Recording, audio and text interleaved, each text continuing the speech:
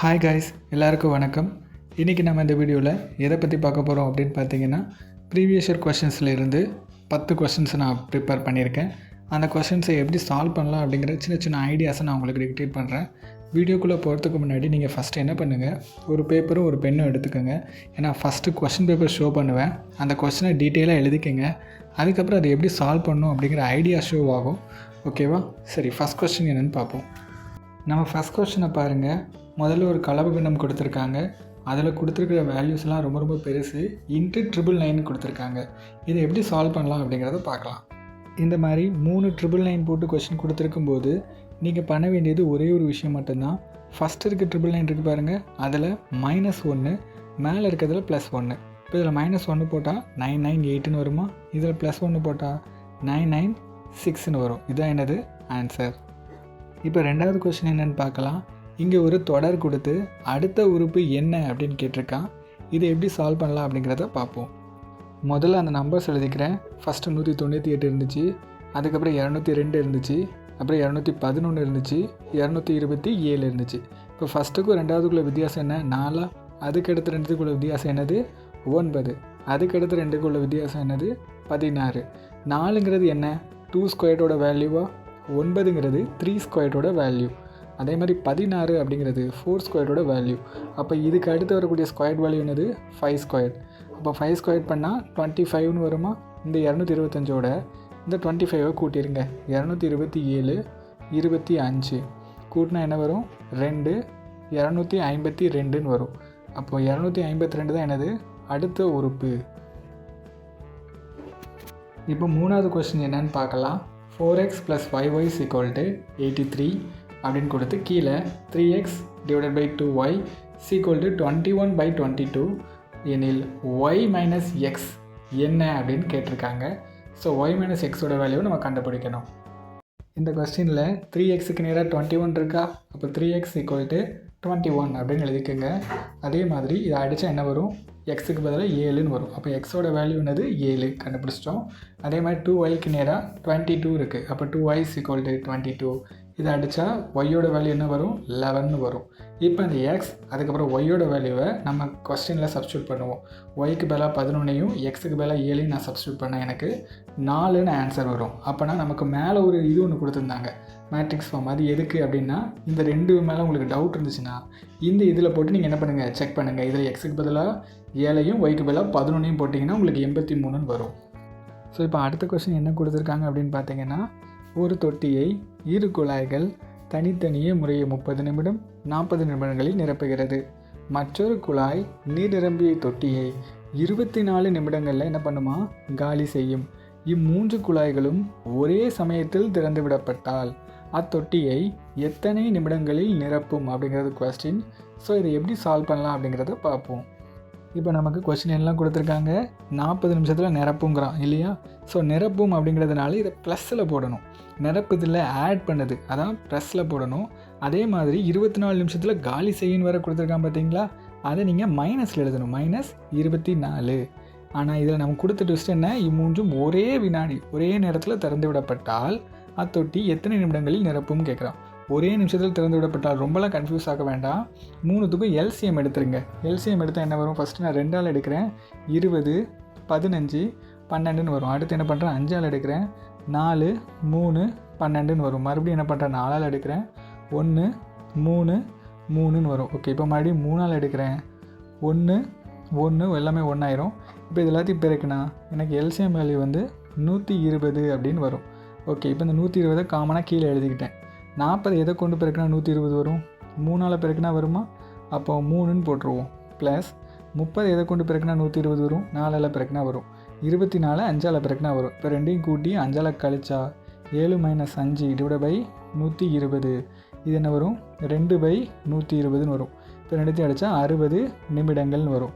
இது நம்ம வந்து எதில் மாற்றணும்? ஹவர்ஸில் மாற்றணும். 1 மணி நேரத்துக்கு 60 நிமிடங்கள். அப்போ 1 மணி நேரம் ஆகும். இப்போ இந்த கொஸ்டினை பாருங்கள். ஒரு எண்ணின் 3இல் 1 பங்கின் 2இல் 1 பங்கின் 5இன் 1 பங்கு 15 எனில் அந்த எண்ணை காண்க அப்படிங்கிறான். இது ரொம்ப ஈஸியான கொஸ்டின். எப்படி சால்வ் பண்ணலாம் அப்படிங்கிறத பார்ப்போம். இப்போ கொஸ்டினில் ஒரு எண்ணுன்னு கொடுத்துருந்தான், அந்த எண் தெரியாது. ஸோ எக்ஸ்ன்னு வச்சுக்கிறேன். மூன்றில் ஒரு பங்கு, அப்போ வேறு ஒன்றும் கிடையாது, 1/3. அடுத்த லைன் பாருங்கள், 2இல் ஒரு பங்கு, வேறு ஒன்றும் கிடையாது, 1/2. அதுக்கப்புறம் என்ன கொடுத்துருக்கான், 5இல் ஒரு பங்கு, வேறு ஒன்றும் கிடையாது, 1/5. வேல்யூ வந்து 15 அப்படிங்கிறான். அப்போ = 15. இப்போ எல்லாத்தையும் பெருக்கி பாருங்கள், உங்களுக்கு அந்த எண் எக்ஸ் என்னன்னு கிடைக்கும். இப்போ இந்த 3 எனக்கு பெருக்கினா என்ன வரும், எக்ஸ் இன்ட்டு 1/, இப்போ பெருக்கினா என்ன வரும், 30ன்னு வருமா. ஸோ இப்போ 15 அந்த சைடு இருக்கும், இந்த 30 அப்படியே அந்த சைடு கொண்டு போயிருங்க. அப்போ x = 15 × 30. ஆன்சர் வந்து என்ன வரும், 450ன்னு வருமா. இதுதான் ஆன்சர். இப்போ இந்த கொஸ்டினில் பாருங்கள், 3 முக்கோணங்களை கொடுத்து விடுபட்ட எண்ணை கண்டறிகன்னு சொல்லியிருக்காங்க. இந்த 3 முக்கோணத்துக்குள்ளேயும் ஒரு சீக்வன்ஸ் இருக்கும். அந்த சீக்வன்ஸ் என்ன அப்படிங்கிறத நம்ம முதல்ல கண்டுபிடிக்கணும். சரி, இது எப்படி சால்வ் பண்ணலாம் அப்படிங்கிறத பார்ப்போம். இப்போ முதல் முக்கோணத்தை பாருங்கள், நான் 5 4 பெருக்கிறேன், எனக்கு 20ன்னு வருது.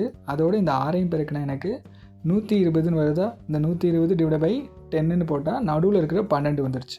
அப்போ என்ன பண்ணியிருக்காங்க, வெளியில் இருக்க இந்த 3 டேமையும் பெருக்கியிருக்காங்க. இப்போ 6 5 பெருக்கினா எனக்கு 30ன்னு வரும். அதோடு இந்த 7 பெருக்கினா எனக்கு என்ன வரும், 210ன்னு வரும், /10. அப்போ நல்லா புரியுது, இந்த 3 டேமையும் பெருக்கியிருக்காங்க. பெருக்கி வர்ற அந்த வேல்யூவோட 10 டிவைட் பண்ணியிருக்காங்க. இப்போ இதையும் பெருக்குங்க, 4 10 பெருக்கினா 40ன்னு வரும். இதோடு இந்த 8 பெருக்கினா எனக்கு என்ன வரும், 320ன்னு வரும். இதை 10ஆல் நம்ம அடிக்கும்போது எனக்கு 32ன்னு வரும். அப்போ ஆன்சர் என்னது, 32. இப்போ இந்த கொஸ்டினில் இரு எண்களின் கூடுதல் 12 மற்றும் அவற்றின் பெருக்கல் பலன் 35, அந்த எண்களின் தலைகீழ் கூடுதலை காண்க அப்படிங்கிறான். இந்த சம்மை எப்படி சால்வ் பண்ணலாம் அப்படிங்கிறத பார்ப்போம். இப்போ இந்த சம்மில் இரு எண்களின் கூடுதல் 12ன்னு கொடுத்துருக்கான். அப்போ எக்ஸு ஒய் அந்த 2 எண்கள்னு வச்சுக்கிட்டேன். இது ரெண்டோட கூட்டினா என்ன வருதான், 12 வருது. அவற்றின் பெருக்கல் பலன், அப்போ எக்ஸையும் ஒய்யையும் பெருக்கினா எனக்கு என்ன வருது, 35 வருது. எனில் அந்த எண்களின் தலைகீழ் கூடுதல், தலைகீழ்னா என்ன, 1/x அப்படியே ரொட்டேட் பண்ணிட்டேன், 1/yன்னு வருமா. அவற்றின் கூடுதலில் 1/x + 1/yயோட வேல்யூ என்னன்னு நான் கண்டுபிடிக்கணும். இப்போ வேறு ஒன்றும் கிடையாது, 1/x + 1/y. இதை குறுக்கு பெருக்கல் பெருக்குங்க. குறுக்கு பெருக்கல் பெருக்குனா ஒய்யும் எக்ஸும் மேலே போயிடும், இந்த xyயை பெருக்கிடுவோம். அப்போது என்ன வரும், y + x / xyன்னு வருமா. ஸோ என்ன பண்ண, வேறு ஒன்றும் பண்ண போகிறதில்ல, குறுக்கு பெருக்கல் பெருக்கியிருக்கேன். இப்போ எனக்கு y + xோட வேல்யூ தெரியும் 12, xyயோட வேல்யூ தெரியும் 35. அப்போ 12/35 அப்படிங்கிறது என்னது ஆன்சர். இப்போ இந்த சம்மில் ஒய்யின் x% என்பது 100 எனவும் இசட்டின் y% என்பது 200 எனில் எக்ஸ் மற்றும் இசட்டிற்கு இடையே உள்ள தொடர்பு என்ன அப்படின்னு கேட்டிருக்கான். சரி, இதை எப்படி சால்வ் பண்ணலாம் அப்படிங்கிறத பார்ப்போம். இப்போ இந்த சம்மை பொறுத்த வரைக்கும் நான் ஒரு எக்ஸாம்பிளுக்கு ஒரு சின்ன விஷயம் சொல்கிறேன். 100ஓட 10%ன்னு வச்சுக்கோங்க, 100 × 10 / 100ன்னு போடுவோமா. ஆனால் இங்கே என்ன போட்டிருக்கான், ஒய்யின் x%. அப்போ y × x / 100ன்னு போடலாமா. இதான் என்னது, ஒய்யோட x%. இது என்ன வருதான், 100 வருதான். அப்போது இசட்டோட y% என்ன வரும், z × y = என்னது, 200ன்னு வருது. அப்போ 2 டேம் எழுதிட்டேன், ஒய்யோட x%, இசட்டோட y%. இது ரெண்டுத்துலேயும் காமனாக ஒய் இருக்கா. ஸோ அப்போ நான் ஒய்யை மட்டும் வச்சுக்கிட்டு மற்றதெல்லாம் அந்த சைடு கொண்டு போகிறேன். அப்போ 100 x கீழே வந்துடும், × 100ன்னு வரும். அதே மாதிரி இந்த சைடும் 200 z கீழே வந்துடும், × 100ன்னு வரும். ரெண்டுத்துலேயுமே ஒய் இருக்கிறதுனால ரெண்டு என்னப்படுத்திடலாம், சமப்படுத்திடலாம். அப்போ 100 / x × 100 = 200 / z × 100ன்னு வரும். இப்போது இந்த 100ம் இந்த இதுவும் கட்டானா, இல்லை 2 மட்டும் இருக்கும், இதுவும் ஃபுல்லாக கட் ஆயிரும். அப்போது இந்த z அந்த சைடு கொண்டு போனால் 2xன்னு வரும். அப்போ z = 2x. இசட்டுக்கும் எக்ஸுக்கும் இடையில் உள்ள தொடர்பு இதுதான். இப்போ இந்த கொஸ்டினில் பாருங்கள், ஒரு சதுரத்தின் பரப்பு 882 சதுர சென்டிமீட்டர் எனில் அந்த சதுரத்தின் மூலைவிட்ட அளவு என்ன அப்படின்னு கேட்டிருக்கான். இதை எப்படி சால்வ் பண்ணலாம் அப்படிங்கிறத பார்ப்போம். இந்த கொஸ்டினில் பரப்பு வந்து 882 சதுர சென்டிமீட்டர் அப்படிங்கிறான். ஸோ அதோட மூலைவிட்டம் என்ன அப்படிங்கிறத நம்ம கண்டுபிடிக்கிறோம். சரி, இப்போ ஃபஸ்ட்டு இது பரப்பு, இது மூலைவிட்டம். பரப்பளவு மற்றும் மூலைவிட்டத்துக்கான ஃபார்முலா நமக்கு தெரியணும்.